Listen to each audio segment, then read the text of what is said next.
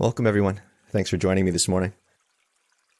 For those of you who do not know me yet, my name is Ron Levine from Mindfulness and Blue Jeans, and I stumbled ass backwards into mindfulness and insight meditation 24 years ago, during a time when I was dealing with clinical anxiety and depression and panic disorder. And my panic disorder had blown up into agoraphobia. So I was unable to leave the house. I was unable to work, go out and do anything social, couldn't go past my front door without unleashing a wave of panic. And I happened to be paired up with a psychologist who even back then was already several decades deep into teaching and practicing mindfulness and insight meditation. And he offered me these tools and techniques as a way of dealing with what I was going through. I was not thrilled with his suggestion. My feeling was, hey, I can't work, I can't do anything. I'm stuck at home freaking out all day. And here's this guy saying, let's watch the breathing for a while and see what happens. Terrific. Thanks, buddy. He didn't give me anything else, and I was at home all day anyway, and I figured, okay, I'm going to give this an honest shot just long enough so I can go back to him and say, look, dude, this didn't work. Can I have the real treatment now? And as I say, that was 24 years ago, and I haven't had that conversation with him yet. And I'm still practicing, and I'm doing these. And I'm just about ready to admit there might be something to it all. And so here we are. Today's talk is mindfulness as medicine. And what I'm really going to be doing today is providing a framing, a way to think about the practice in the context or using the analogy of medicine. If you are someone who is brand new to this practice, doesn't really know much of anything about it yet, this may seem a little bit confusing because I'm going to keep talking about what the practice is like without saying so much about what it is we're actually doing. But I will be discussing some of what we're doing, and we will be practicing with it in a few minutes. So roll with it. And you may even find that the framing that I'm going to be offering might even end up being helpful as a way to kind of latch on to what exactly this all is. So roll with it and we'll see where it goes. Okay? Our last session a couple of weeks ago was called If You're Going Through Hell, Keep Going. And what I was really driving home during that session was the heart of the teachings of the Buddha. What I study comes from Theravada Buddhism. The hell is Theravada Buddhism? Theravada Buddhism, the teachings of the historical Buddha from 2,500 years ago, as best we know them today, as they've been translated and passed down and so forth. And the only thing the Buddha taught was, how do we alleviate our suffering? And in a moment, I'm going to talk about the difference between pain and suffering. How do we alleviate our suffering? So what I was talking about last time was learning to develop the skill of clear seeing so that we can learn how to think, act, speak skillfully, such that we are no longer getting in our own way. Because, like I said, the last session was if you're going through hell, keep going. And if we're going to keep going, the last thing we want to do is get in our own way while we're doing it, right? So what we're doing is practicing clear seeing, discovering what our real intentions and motivations are behind our actions, including the actions of thinking and speaking. Those are actions. Such that we are reducing our ignorance, our literal ignorance, our not knowing of what's going on behind the scenes, not seeing how the sausage is made, so to speak. And we end up in these patterns where we're constantly blindly doing the bidding of our desires and our fears. So the point I was really driving home last time was it's not just about what is here in terms of what's coming up in the mind, what's coming up in the body. It's not just about what's here. Because that's what we hear a lot about meditation practice. Oh, we're just noticing what's here, right? Okay, yes, we are. But also, just as important, if not more important, what are we doing with what's here? And that leads me into today's talk. Because what we're doing with what's here, when we think, act, and speak skillfully so that we are reducing our suffering, what is that? That's a process of healing. That is a healing process. What's the first step in any healing process? Well, identify the wound, right? I said a moment ago I was going to differentiate between pain and suffering. The dividing line between pain and suffering, the way that I approach them, is choice. We don't have a choice about pain. We live in these bodies. We live on this mud ball. We're going to experience pain physically, emotionally. Gonna happen. Someone punches me in the nose, gonna hurt. No choice. What I then do with that, the storylines I might spin about that, the memories I might dredge up about that I have some choice around, right? If I didn't, everybody would react in exactly the same way. But we don't. So there's an element of choice there. And how we deal with pain determines how much suffering we're going to experience on top of that pain. I often like to say that you can divide our lives into two parts. You've got the early part, those first few years. We are encountering all kinds of pain for the first time. Right? As soon as we're born, we experience pain. Being born is painful, right? But not even just that, but through the first several years of life, we're encountering all kinds of pain. And what do we naturally try to do? Make it frickin' stop as soon as possible. But we don't know what the hell we're doing, like 4 or 5 years old. We don't know, skillful, not skillful. I mean, we're just throwing shit against the wall, right? Does this work? Does this work? And as soon as we find something that maybe eases the pain a little bit, okay. That's my spiritual hammer, right? When pain comes up, I'm going to do that. This is how I deal with pain. And usually, whatever it is that we've come up with isn't really sustainable. Not that we care or know at the time. But we end up developing these coping strategies for dealing with pain. And we go back to them again and again and again. And even if we find they're not working, do we just stop? Well, no, it worked once. It's not working this time. Do it some more. Keep doing it till it works. Right? So we end up developing and habituating coping mechanisms for dealing with pain that maybe aren't the most sustainable, the most healthy options. So I like to say that we can divide our lives into these two parts, where in the first part, we're developing all these coping mechanisms for dealing with pain. And then we spend the rest of our lives dealing with the fallout of using those coping mechanisms. In the long run, it's the coping mechanisms that end up causing us more problems than the pain ever could have.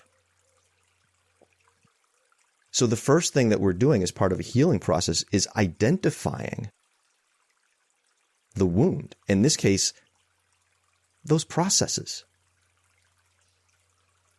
The second step is to carefully treat those wounds.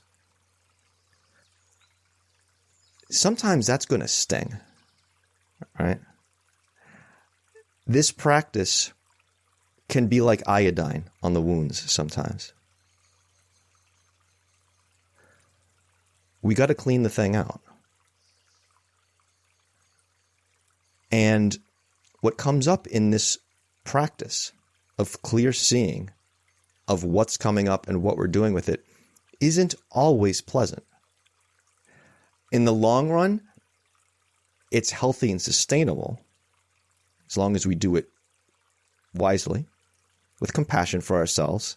We don't go into it all at once, and you wouldn't just dump a whole bottle of iodine on something. You do it skillfully. And we're going to talk more about what that means. Simply bringing attention to the process, seeing what is happening. That's enough to help create a change. If for no other reason than simply because we are no longer engaging in that process, perpetuating that process in the moment that we're paying attention to how it's playing out.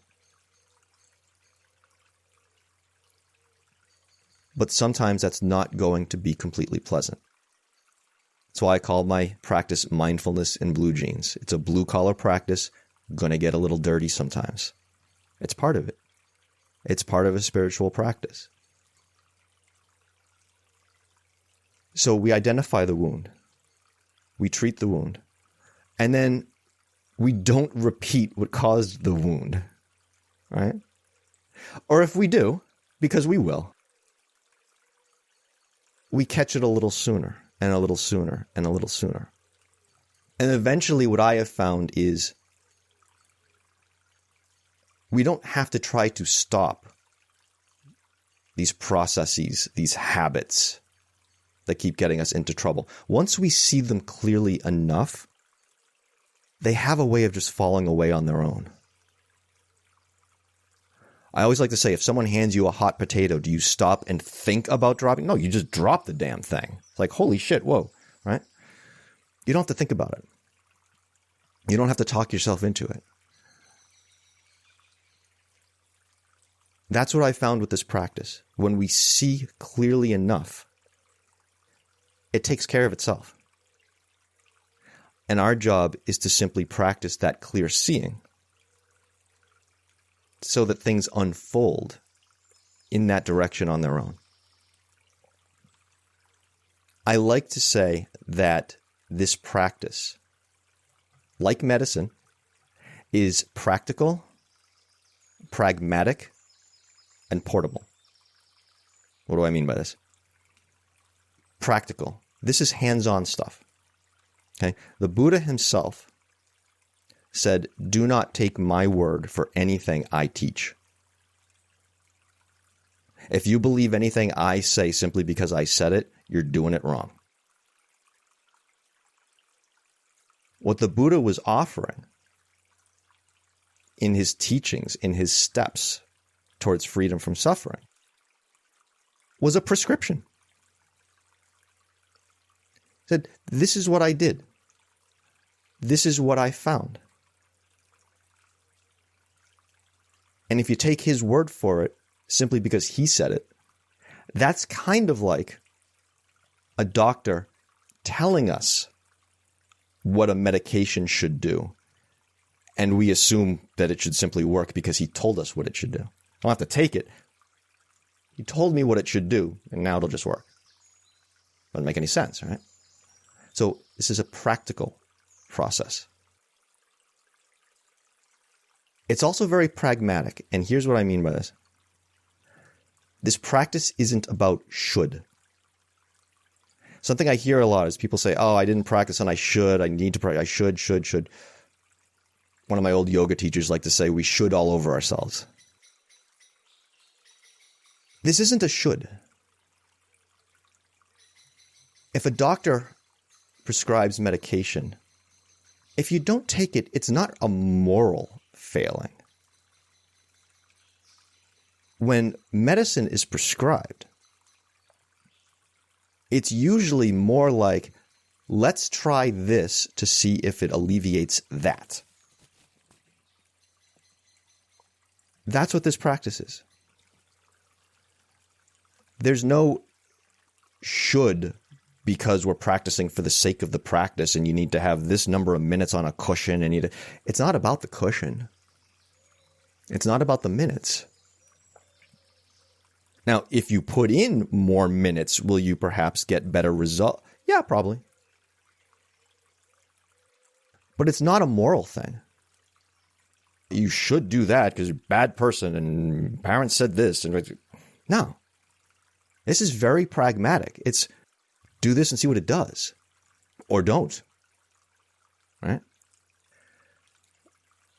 But one of the things that I like about that is if you're getting that feeling like, oh, I should practice. Or even, okay, I want to practice right now to see what the next 5 or 10 minutes bring in the course of a practice. This practice is portable. Okay? The same way if you're taking most medications, you don't have to just sit and, okay, I just took medication for a stomach issue and now I have to sit for the next 8 hours because I can't do anything else while I'm taking this medication. No, you go about your business, right? You don't have to be sitting on the cushion to do this. If you're out driving, if you're out standing in line somewhere, if you're in a waiting room somewhere and it dawns on you, oh, I can be with what's here now and see what I'm doing with it. We can do that anytime. Obviously, we're not going to be out driving a car and close our eyes and do that kind of a practice, right? But closing our eyes isn't necessary.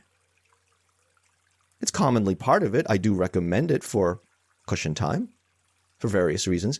But practicing watching what is coming up and what we're doing with it, that doesn't require a cushion. That doesn't require closed eyes. Hell, I'm doing it right now. All right?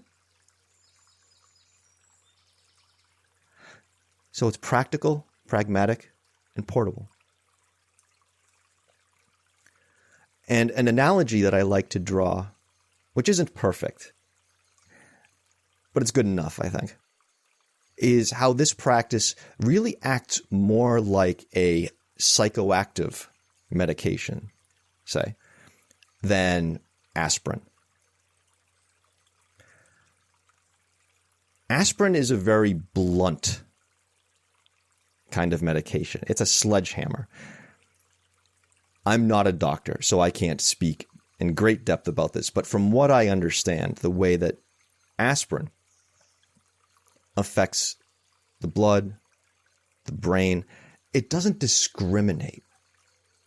It constricts everything. It dulls everything. It doesn't know where the pain is. It's a sledgehammer. If you think of psychiatric medications, these are far more targeted and surgical, if you will, working on neurotransmitters in the brain. Very targeted. This practice is like that. There's a level of finesse here. We're not taking a sledgehammer approach. Now, sometimes in the course of doing this, we will feel effects throughout the entire body. That's quite normal, and it's quite fine. But they're not because we are trying this monolithic approach to changing everything. We're starting in just small, focused areas. And when we do that, it spreads on its own, naturally. When someone tries, again, say a psychiatric medication or some other kinds of medication that are very targeted, there's an ongoing inquiry and analysis happening. Like I said before, the doctor prescribes something, it's let's try this to see if it alleviates that. Looking at cause and effect, which some of you have heard me talk about at length in the context of karma, cause and effect. There's a level of inquiry. Okay, I'm trying this. How's it working out? And based on how it's working out, okay, what do I want to do next? And there are various mechanisms by which medications work. Like when I was talking about the ones that work with different kinds of neurotransmitters, for example. Well, there are also different techniques that we use in this practice. Sometimes we just watch the breathing. Sometimes we anchor on the breathing. We watch what the mind's doing. One of the techniques that I offer a lot is the conveyor belt technique. We imagine that all the thoughts that keep coming up are just on a conveyor belt, and we can just watch them go by. We can watch the conveyor belt rather than grabbing every thought off of it. That's the kind of attention I'm talking about that is enough to create maybe even just a subtle change, because we are changing what we are doing with what is coming up. So we can watch the breathing. We can watch mental processes. We can observe physical sensations. We can just come to physical sensations. We can zoom in and out on them. We can look at a whole section of the body. We can look at one tiny spot. One thing I talk about a lot is having used this practice with sensations of physical pain or discomfort. And when I really open up to it rather than pushing against it and trying just to get the hell rid of it as fast as possible, when I really open up to it, I notice not only is there a lot of movement, pulsation, feelings of vibration, increasing and decreasing intensity in this thing that I had felt like was just this monolithic stuck block. Not only do I notice that there's movement, but there have been times when I try to pinpoint exactly where the sensation is and find that every time I think I've done it, it's moved. Again, another example of just bringing clearer and clearer attention to something, creating a very different experience. Really, really different experience. With less suffering. That's a healing process. We can do sitting meditation, walking meditation, lying down meditation. All kinds of things that we can use. It's all about experimentation. Again, think of it in terms of that medicinal framework. Okay, I'm trying this and I'm seeing what it does. Maybe I need a little more of that. Maybe I need a little less of that. Maybe I need to try something different. Got a couple of more things and then we'll get to some practice. This is really important. And this is a stumbling block that I hear about again and again in people's practices. Again, similar to a lot of psychoactive medications. Unlike aspirin. Aspirin, you take it in 20 minutes, it does the thing. Psychiatric medications, some of these other things, these take a while to get into the system. They could take up to 6 weeks to start working. This is a practice that takes time to get into the system. Okay? You may feel effects right away. You can. I did. Right from the first sitting. May or may not. Technically, mine was my second, so I know what it's like not to feel it during the first sitting, and then felt quite a bit during my second sitting. But it takes time to really seep in and needs to be built up and maintained. Okay? You're not going to get up tomorrow morning and go run a marathon unless you've been doing a hell of a lot of training and preparation, right? So what does this mean? Well, this means to really reap the benefits of the practice,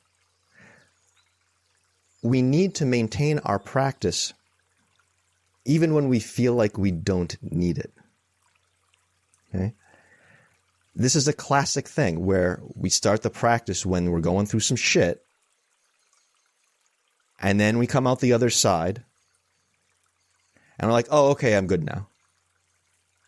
and we drop the practice.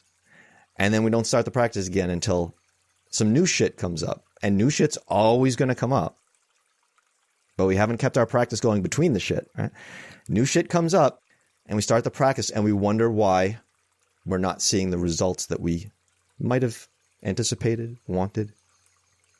Well, of course we haven't, because that foundation that we built before has not been maintained. It's got some rot. It can't support anything. So what do we have to do? Well, we have to start a whole new one. All right? I mentioned how I was dealing with panic that blew up into agoraphobia back in 1998, which completely stopped my life. In 2009, something happened. To this day, I don't know what it was. Something which I believe was physically based kicked up and was causing the same kinds of feelings physically that I had experienced when I was in the throes of the anxiety and the panic and the agoraphobia. At a physical level, it felt like having an unrelenting release of adrenaline while also being completely and utterly exhausted at the same time.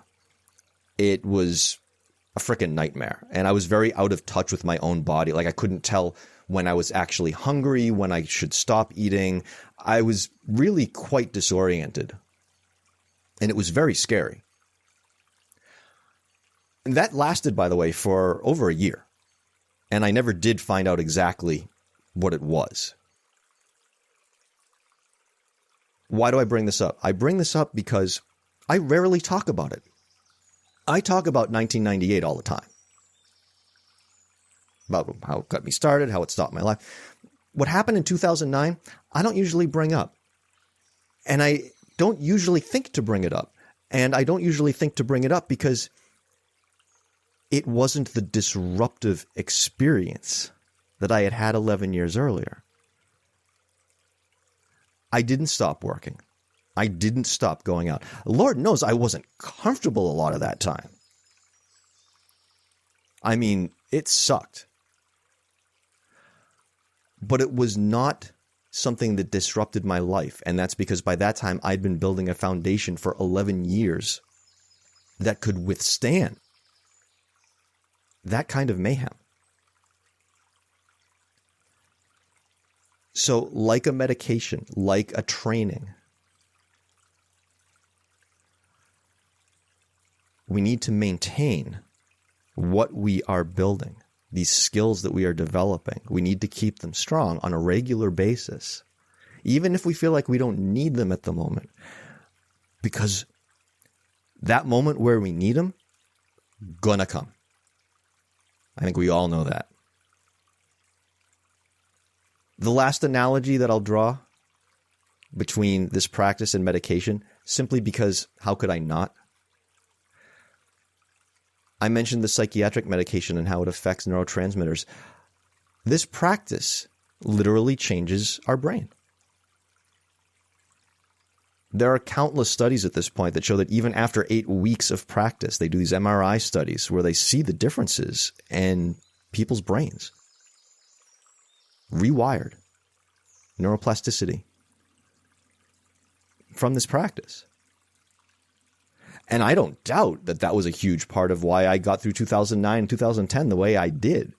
Because I had literally repaved the roadways in my mind at a physical level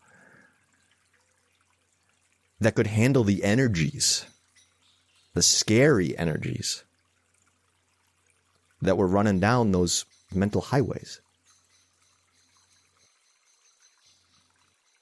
The last thing I'll say is, if the whole medicine framework doesn't work for you, there are any number of other ones. You like to cook? Okay, fine. Buddha wasn't a doctor. Buddha was a chef. Okay? And these aren't prescriptions. These are recipes. And it's not medicine for alleviating some kind of physical issue. It's a meal. It's nourishment. You could put it in terms of music. Take anything you like. Because it all comes down to the same thing. It's all about acting skillfully. Again, including thinking as an action. Seeing what we're getting and proceeding in accordance with that. Building a skill, maintaining the skill based on real, practical, hands-on experience and experimentation.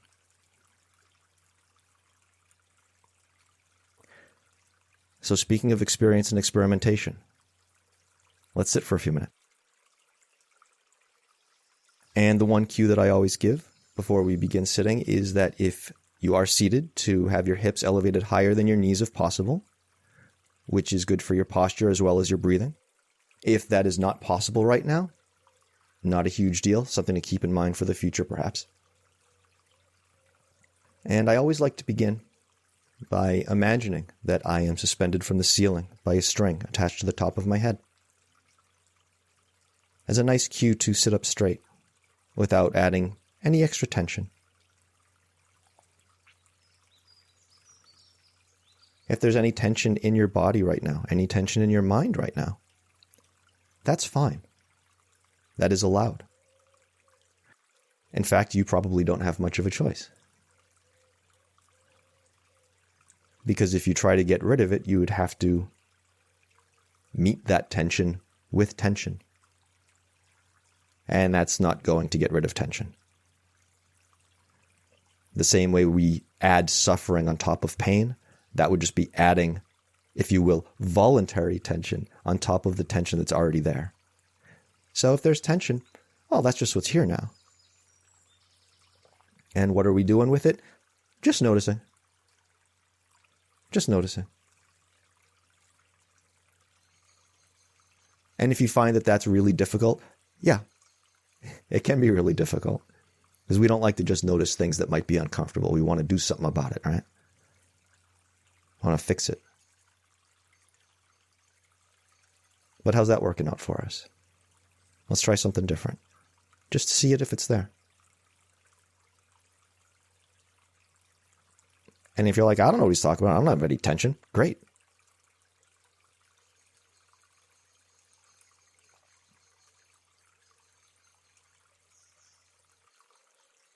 And I was also talking about our foundation. We have a foundation beneath us right now. Something is holding us up. Chair, floor, something.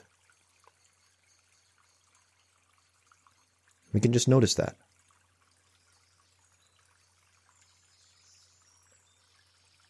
Take a moment to notice that we are being supported by something at the bottom. And we are suspended from the ceiling by that string at the top. And notice whatever it is that we are starting with here, in between those 2 points.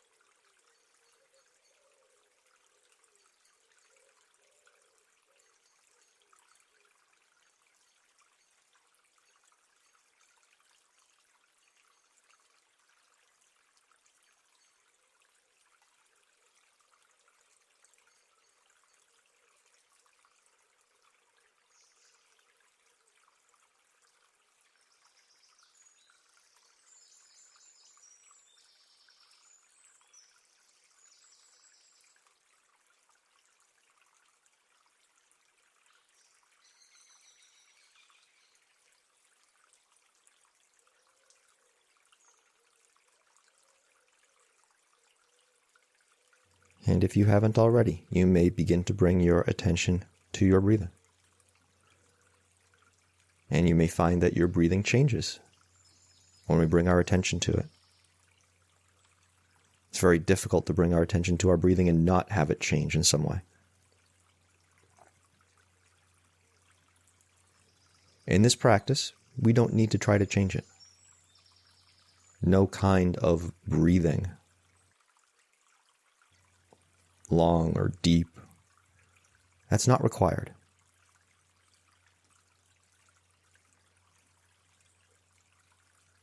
Our meditative breath is simply the breath that we have while we're meditating. There's really no requirement beyond that.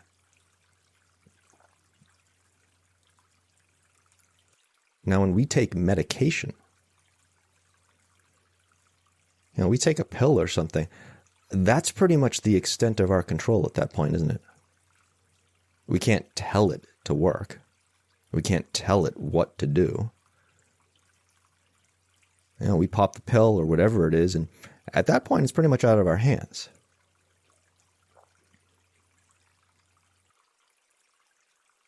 We don't need to tell the breath what to do. I mean, our breathing doesn't even need us, what we think of as us. That part of it that's trying to control. It doesn't need us to do anything.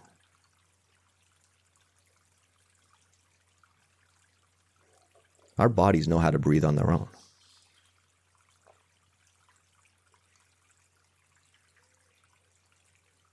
Notice what comes up. Notice what's here. When we watch the breathing, when we bring attention to the breathing, when we bring that healing attention, we don't have to do anything to make it healing. It's healing simply by being attention. Because we're doing something different that is more sustainable. What happens? What comes up when we simply bring attention to the breathing, however it is?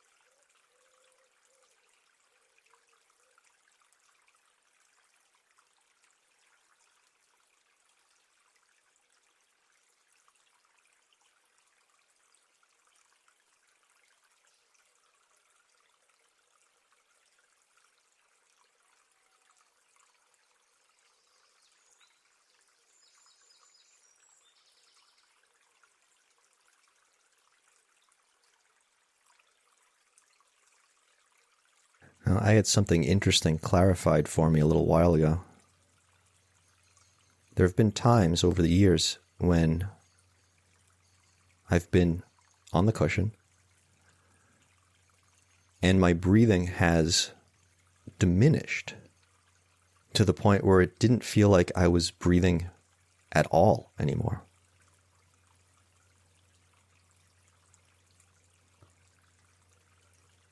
And yet I wasn't feeling suffocated or deprived of oxygen or didn't really understand it.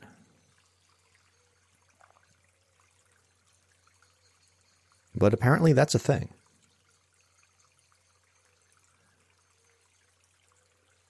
Because the system has become sufficiently relaxed, slowed down. It reaches a point of efficiency where the only oxygen it needs is actually coming in through the pores in the skin.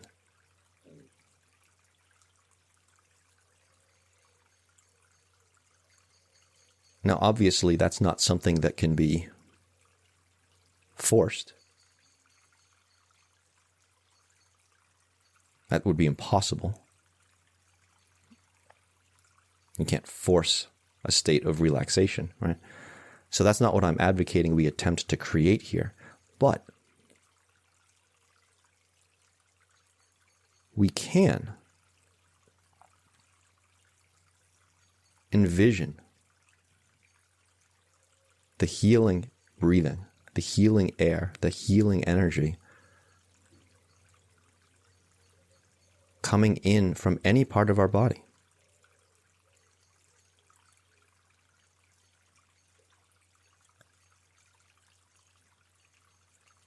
And we can envision that with some confidence because it's actually happening.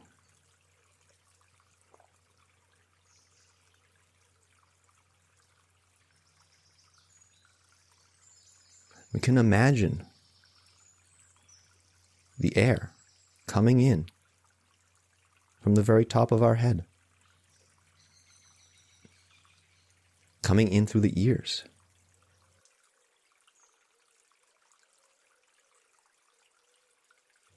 coming in through our temples,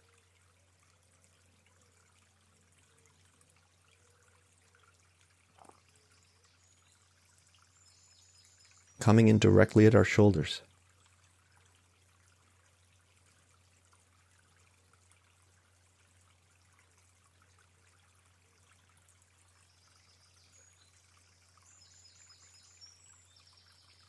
entering directly at the heart.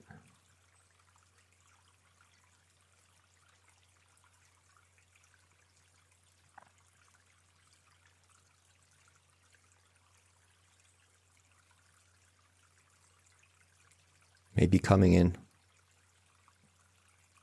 right at the stomach.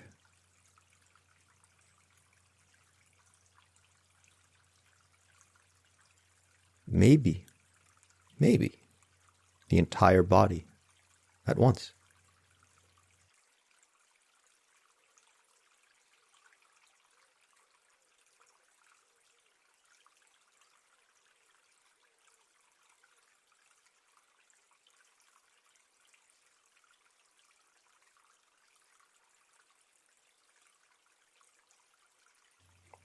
I mean, we're all really being bathed in air right now, aren't we?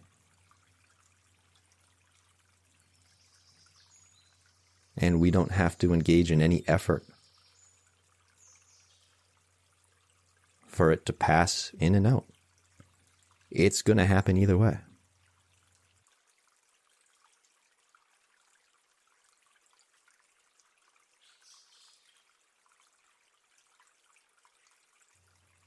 And it's healing to let it do so.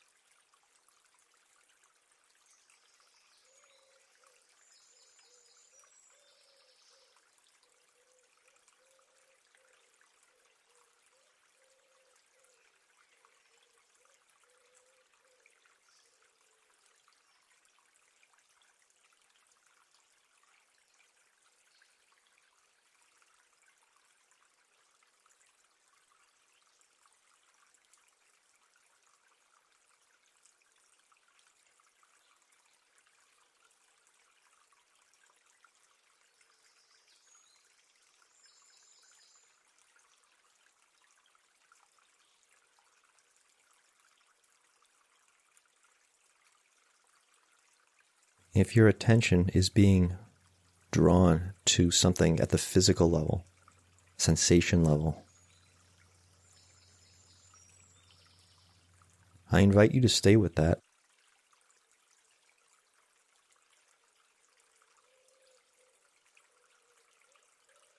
You might notice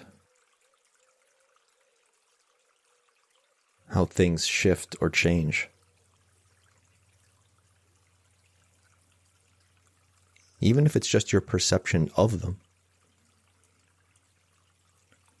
If you zoom in or out on the particular area that's calling your attention.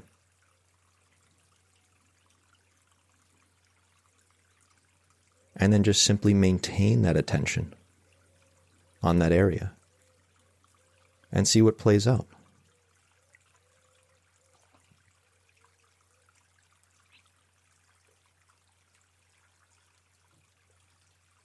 On the other hand, if mental processes are clamoring for your attention and thoughts are coming up, which they will,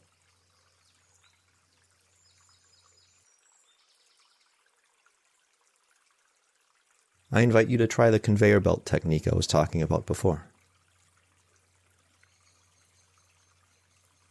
All those thoughts, just items on a conveyor belt. And you're just watching. It's like, oh, there's that one, there's that one, there's that one. You might notice. Is the conveyor belt very crowded? Is it just one item at a time, or is it a whole bunch of things strewn all over each other?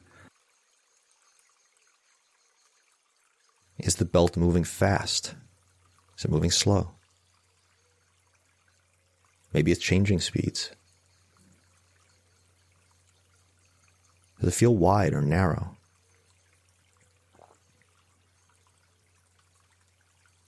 Are the same things coming around again and again? And just notice.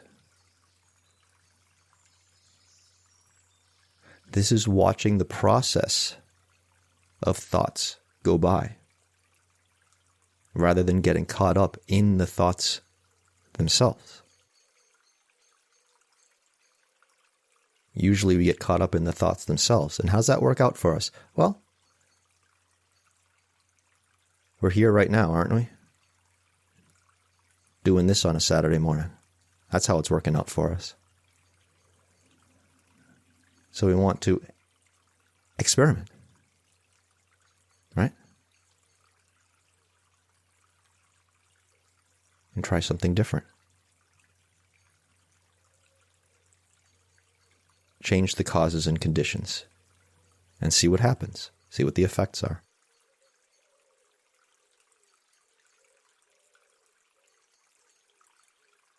So we learn about this process of thinking as it's happening. Through this attention, this clear seeing.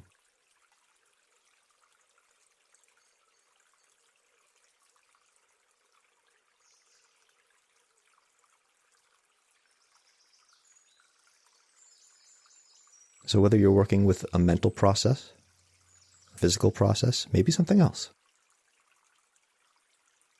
take a couple of minutes and notice when we just shine the light of attention on it. What comes up? What are we doing with what comes up? Just doing that's a healing process all by itself.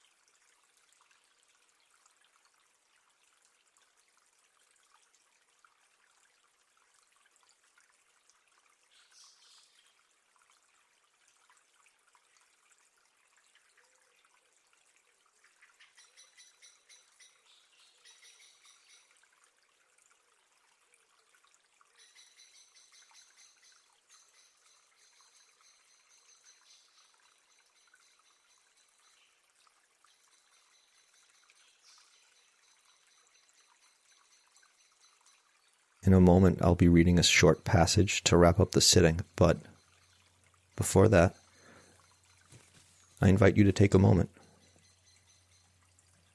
and notice if there have been any changes, any shifts since we began. You may feel better. You may feel worse. You may feel no discernible change whatsoever.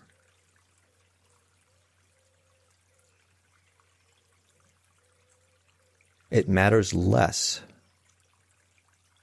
what changes may or may not have occurred. It matters more simply that we are making the inquiry and noticing.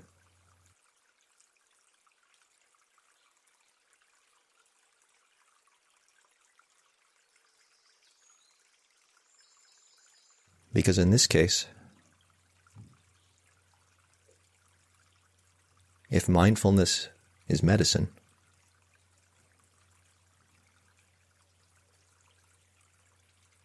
we have to be our own doctor.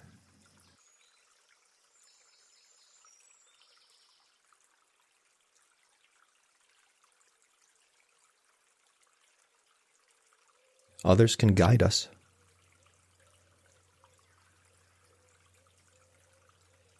Provide help and assistance.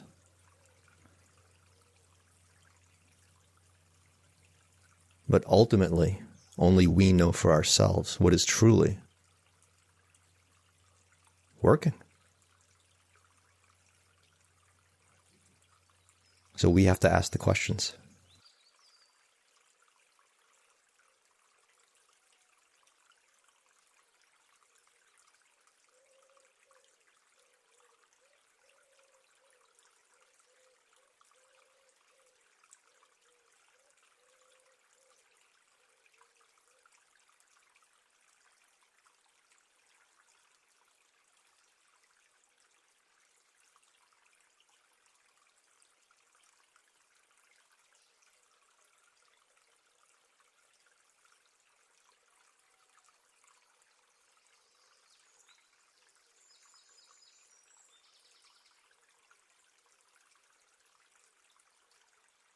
I'll close with a short passage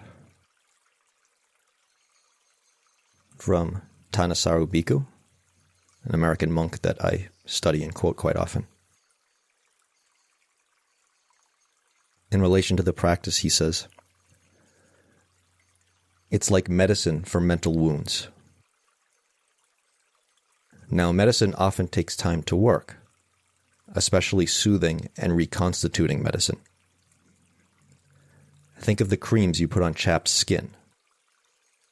The skin isn't immediately cured when you first rub on the cream.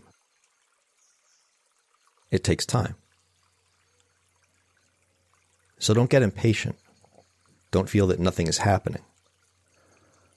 A lot of things that are very important require time, and they do their work subtly. If you give them the time they need, you find that you're more than repaid. After all, you could be sitting for the whole hour planning next week, planning next month, planning next year. What will you have at the end of the hour? A lot of plans. And part of you may feel satisfied that you've provided for the future. But when you reflect on how many of your past plans have actually borne results, you'll realize the odds against your new plans ever amounting to much. What would you have to show for your hour then? Nothing very certain.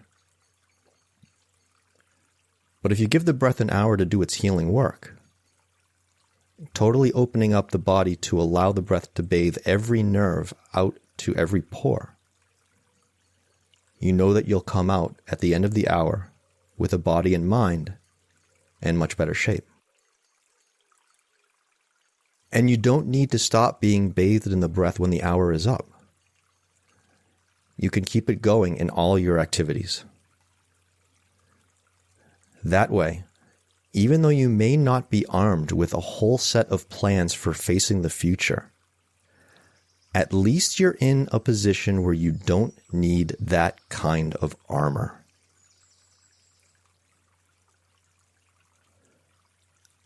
You've got the armor of a healthy body and mind. You've got an invisible armor, the force field of this all-encompassing breath, continually streaming out from your center to every pore, protecting you on all sides. That's something you can feel in every cell of your body, something you know for sure, for you can sense it all around you, right here, right now. And you know that whatever the future brings, you're prepared. You can handle it.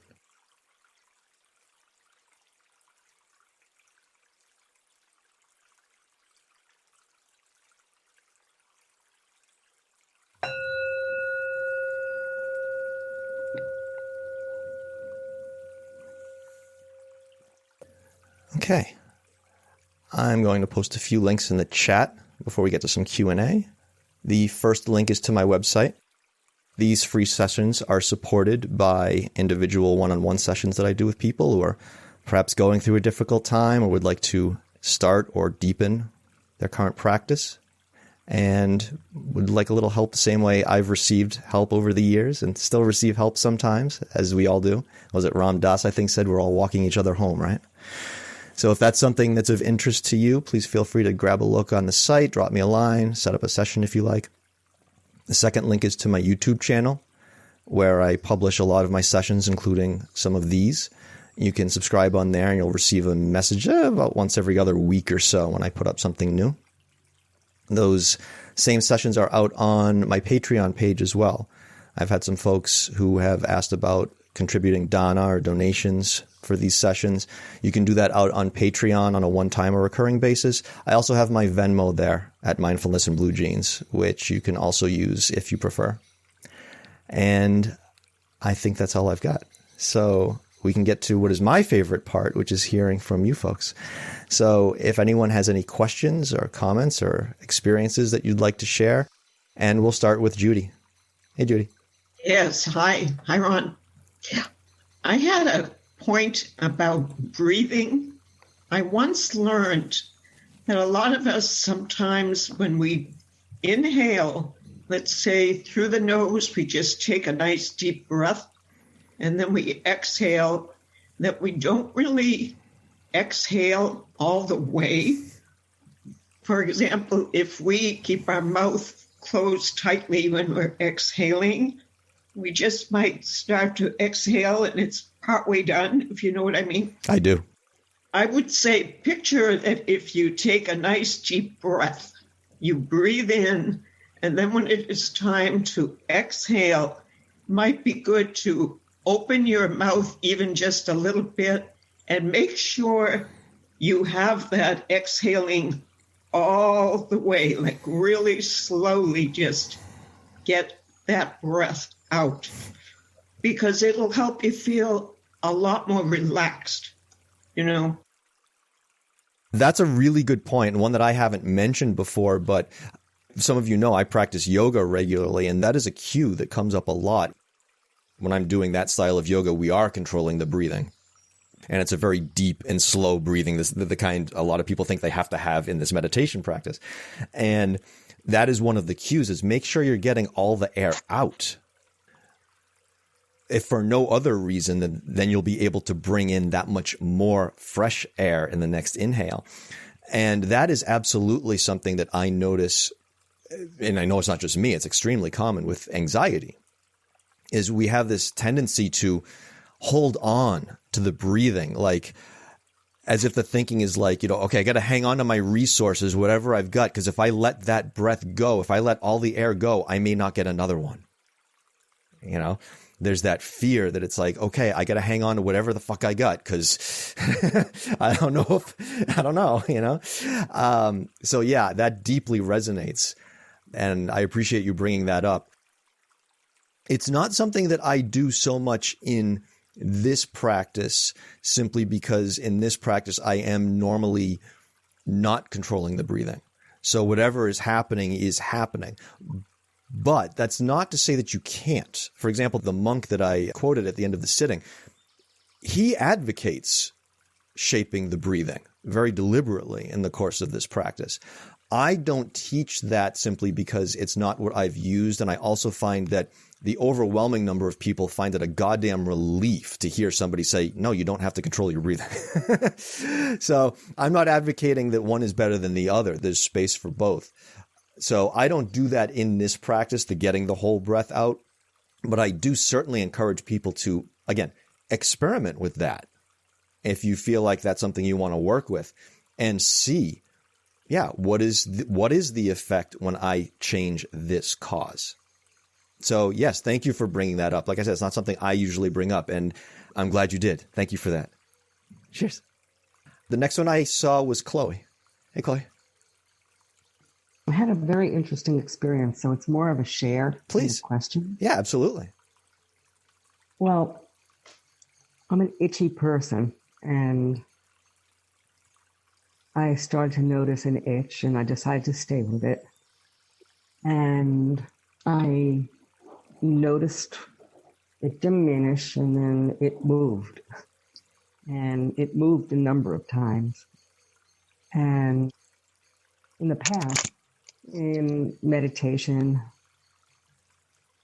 I would scratch the itch, thinking, well, I'm someone who just can't stand itches.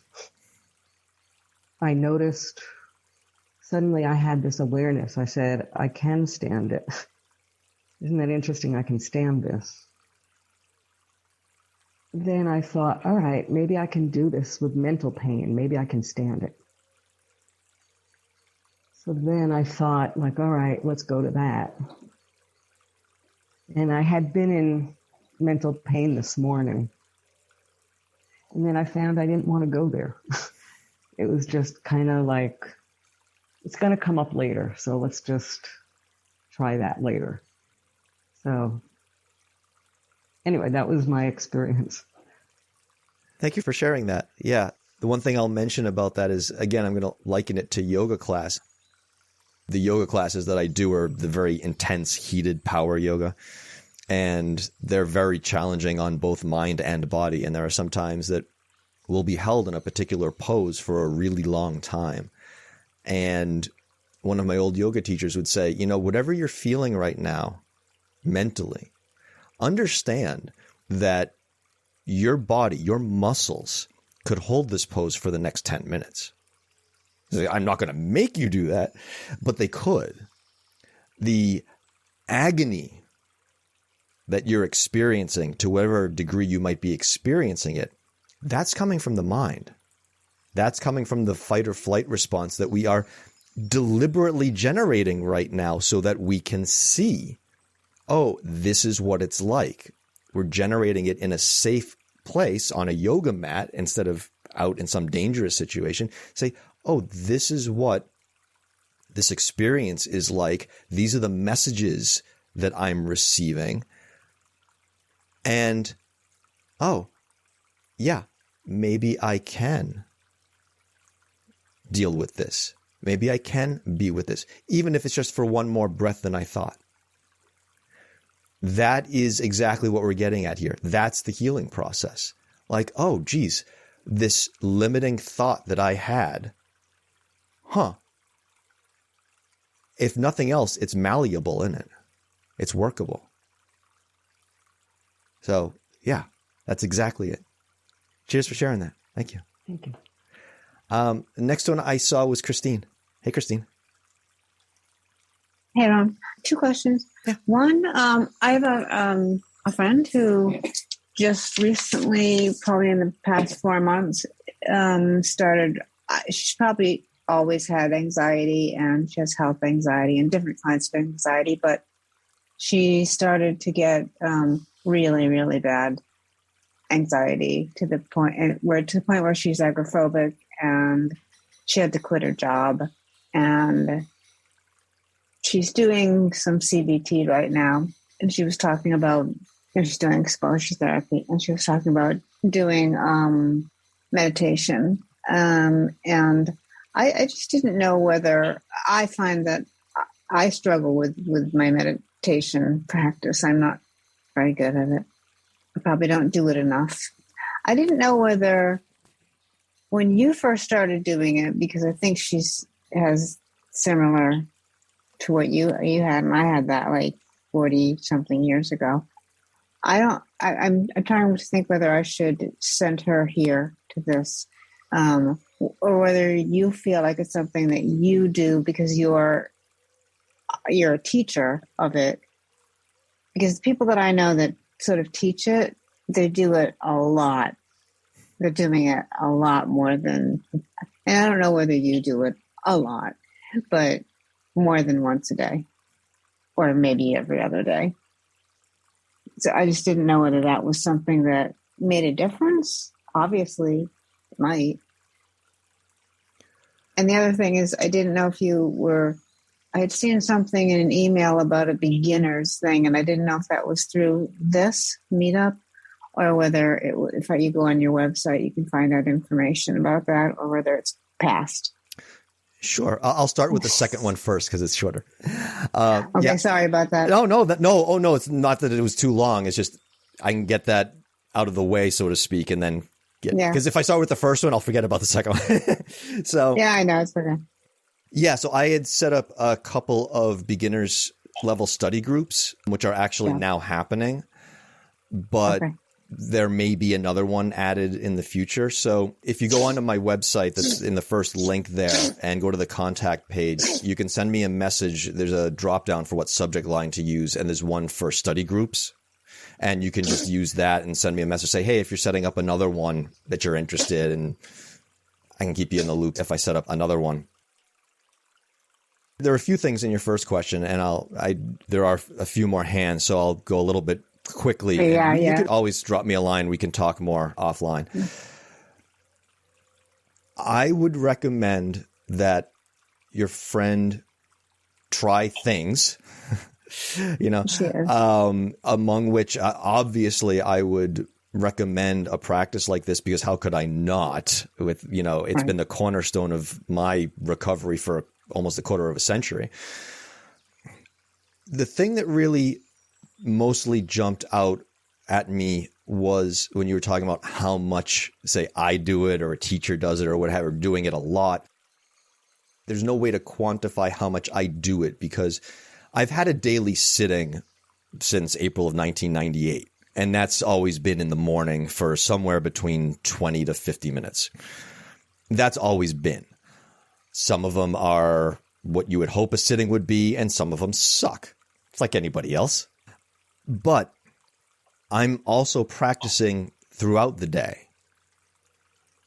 Anytime I remember, let me come to what's here right now and see what I'm doing with it, and let me notice the body, let me notice the mind. And as we continue to practice, we just remember to do that more and more. There are a few stories that I tell sometimes about how I've, in dreams, have started practicing meditation, simply because I have, at that point, been doing it long enough that it seeped into my subconscious as a thing that I just do. So even in dreaming, even though I don't realize I'm dreaming, it still comes to mind, and I'll begin practicing, not finding a cushion in my dream, but just whatever I'm doing, just like in waking life. What am I doing? What's the sensation? And the way that the psychologist who got me started described it, and this is a mental image I've carried with me for, again, almost a quarter of a century now. It's always stuck with me, and I find it not just helpful, but an accurate description of what it's like. He described it like when you're planting a lawn with those grass plugs. You get those clumps of grass plugs that you just kind of thunk, thunk, thunk into the ground, and you just kind of make a lawn. It's like you're starting off with this empty, barren, dirt, and you just kind of, let me come to the practice for a minute. Donk. Let me come to the practice. Donk. And you just have these, little things of you. And as you continue to do that, a lawn starts to fill in. And that's this practice. And it just becomes something that's ongoing. And that's healing. That's healing. So, yeah, I wholeheartedly recommend it. Again, we can talk about this one because, I can't get into a person-specific needs here. But, yeah, by all means, please send them to my site, send them to some of my existing sessions, have them come to one of these.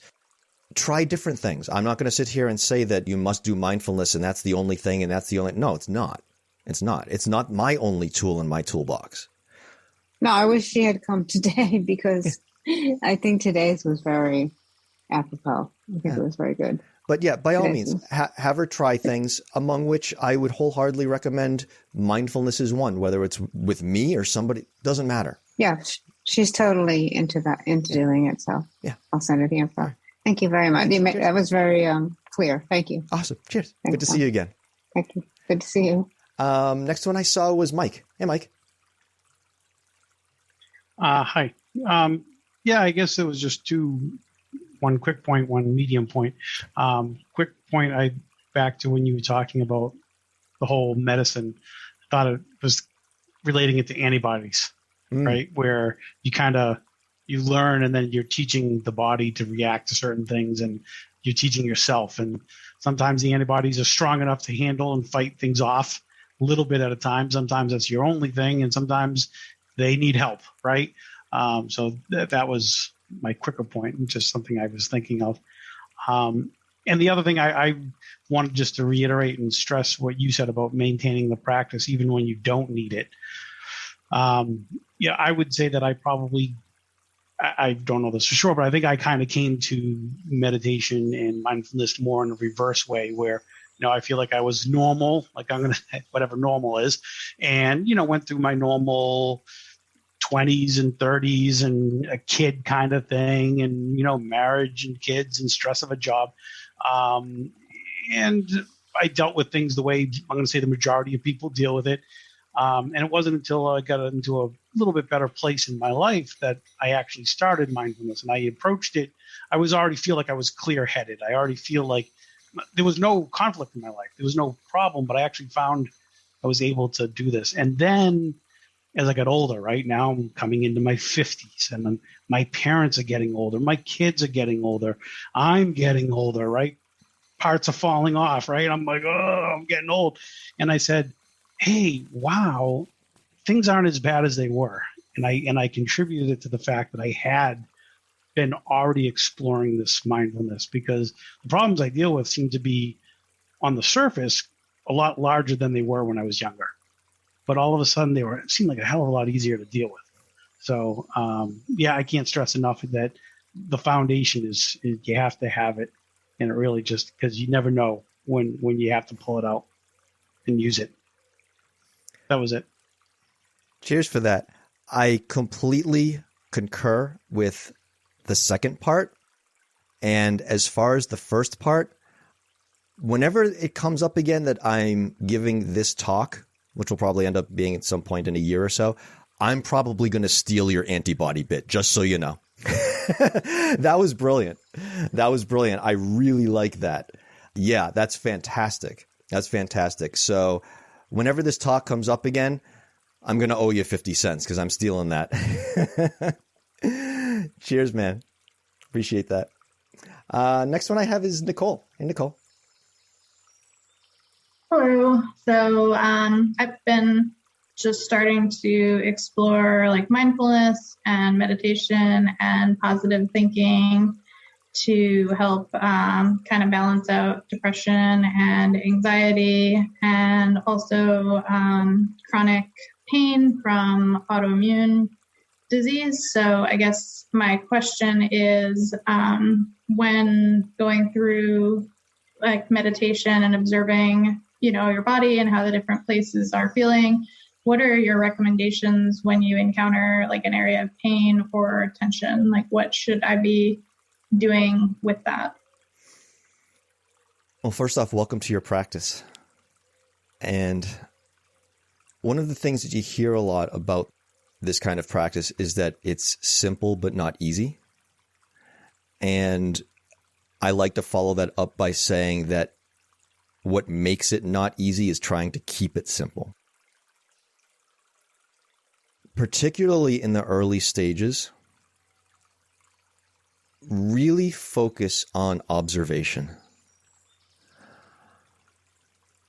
The strongest urge for most of us is going to be to try to fix.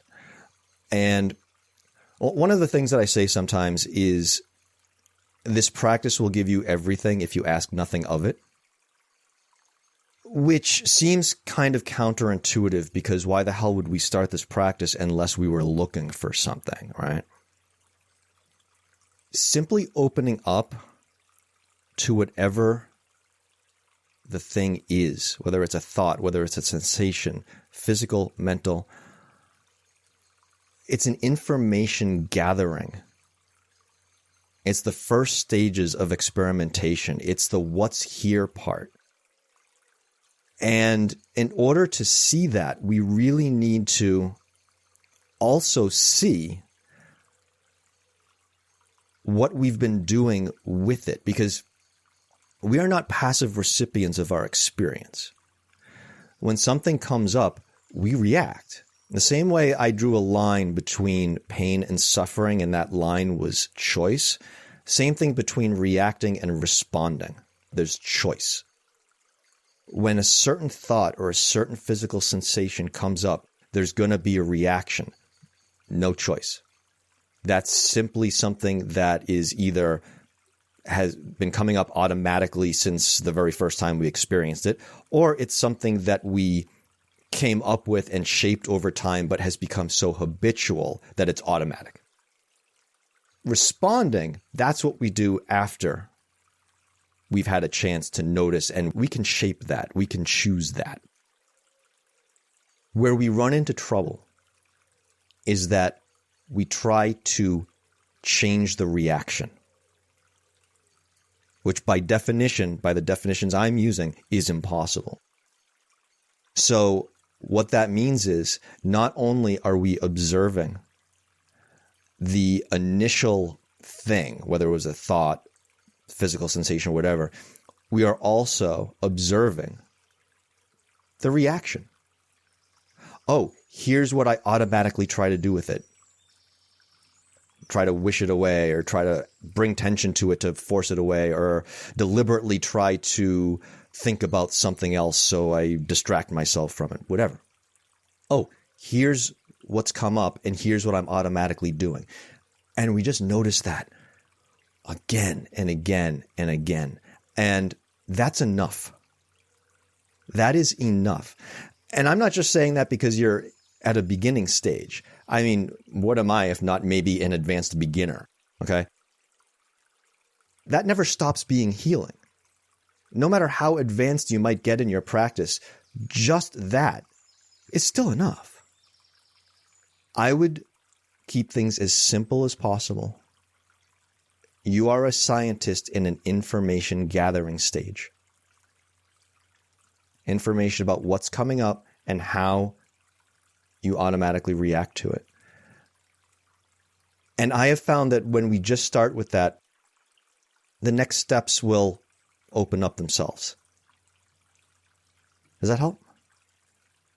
I don't know. I mean, I guess when I started doing certain body scanning techniques, I noticed that there's places that feel good and then places that don't. And you're saying just notice it and don't do anything else? Or, I mean, is there something I guess I should be thinking or doing to try to resolve those areas that feel like they're holding some sort of tension or pain in them? Follow what you feel at the time. There may be times when the painful area is maybe too painful and you want to stay with the area that's not painful. Okay. That is something that, again, that teacher that I mentioned a couple of times, Tanasaru Bhikkhu, he talks about that a lot. He says, stay with the more comfortable area and then work towards the discomfort.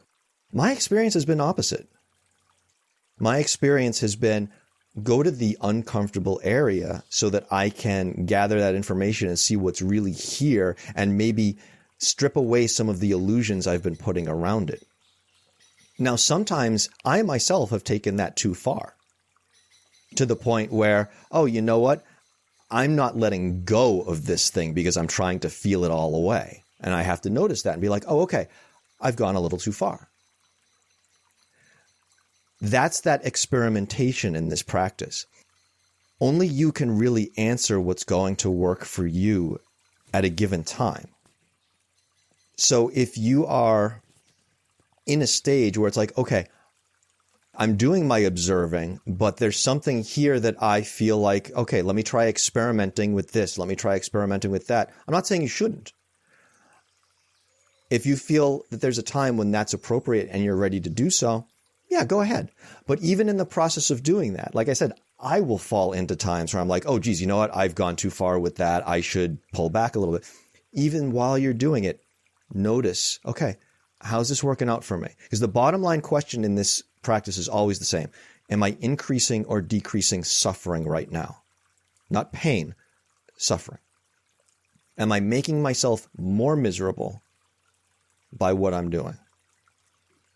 Or am I doing something that, even if maybe it's a little more, the pain might feel a little more intense right now because I'm being exclusively with it, I can feel kind of like, with an iodine or something. Okay, there's a stinging here, but I know that this is healing. This is something necessary. I'm gaining something valuable here. If you're brand new, you might not know at first. That's okay. That's okay. In these early stages, be open and experimental, because you're really finding your own path forward. So listen to yourself and make sure you're being compassionate to yourself as you do so. I hope that helped. We can always talk more about this separately if you have more questions. Okay, thanks. Yeah, no, that was helpful. Appreciate it. Good. Awesome. Thank you. Cheers. Hi, I see Hannah. Hi. So I like your conveyor belt image. I have issues sleeping a lot. And if I'm, worried about something, I often wake up many times in the night. And what I might do is it comes in waves where it's worse sometimes than others. So in going through a wave of it where it's more unpleasant, I might wake up every day at 3 a.m. and start rethinking either an argument I had with someone that comes to a point where in my mind, it doesn't really make any sense, or I believe I'm right, the other person's wrong. And it kind of goes around in my head and I can't get it out of my head. I know I'm wasting time. It's not really solvable. It might be something like an old family, whatever. And I don't want to do it. And I've often been, don't focus on it. And that's lovely advice, but I have a tough time actually doing that. What I want to do is not do that. And, some of the advice I have gotten is, don't try and figure out the other person's point of view. Just sort of, they have their point of view. You have your point of view. Let it go. Easier said than done, I guess. Yeah, a session I did a couple of months ago was on letting go. And that's exactly what I say is people say, just let it go. And gee, how helpful is that? There are two things I'll offer here. The first thing is not falling too deeply into the pink elephant effect, which is the thing where we tell ourselves what not to think about. If I tell you not to think about a pink elephant, what else are you going to picture but a pink elephant? This is one of the reasons why we focus on, say, the breathing. We're simply focusing in a different direction deliberately.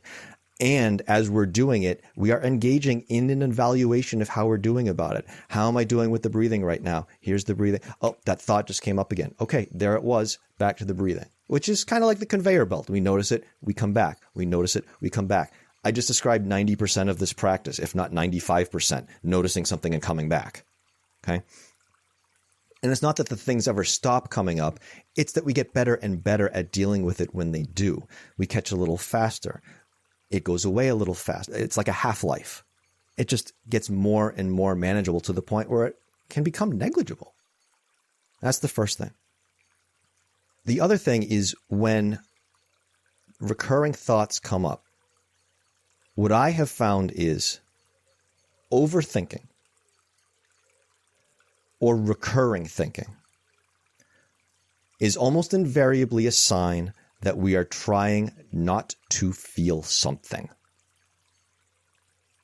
I don't know I've ever found it to be otherwise.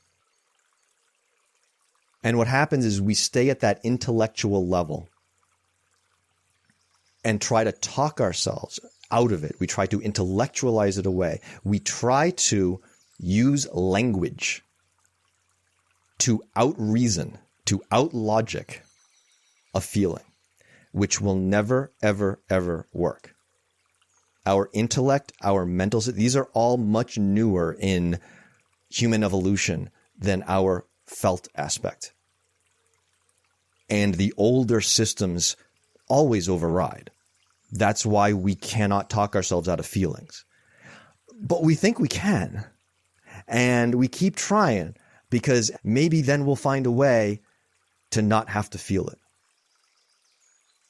I have a session out. You can find it on the YouTube channel, my other areas. It's called Calming Your Inner Control Freak. I go through a technique in that session that works on getting down the levels of our system such that we can deal with the underlying issues that keep sprouting out and expressing themselves through these higher level things. Because ultimately what we find is we have all these things we're trying to resolve, and they're all kind of coming from the same place. Spoiler alert, usually fear of some kind. And I go through a technique in that session that drills down that process, and you may find that helpful. It's part of the Control Freak series. There are 2 other parts that follow up on it that you might find helpful as well. But I would say maybe check that one out and see if that helps. Okay, thank you. I just typed it into Google so I wouldn't forget what you said. Awesome. Cheers. Thank you for that. Cheers, everyone. We ran a little bit over, but I certainly don't mind. Yeah, it's great hearing from so many of you, and I hope today was helpful for you. Feel free to drop me a line if you like. And thank you so much for joining me. It's great to see you all. Cheers.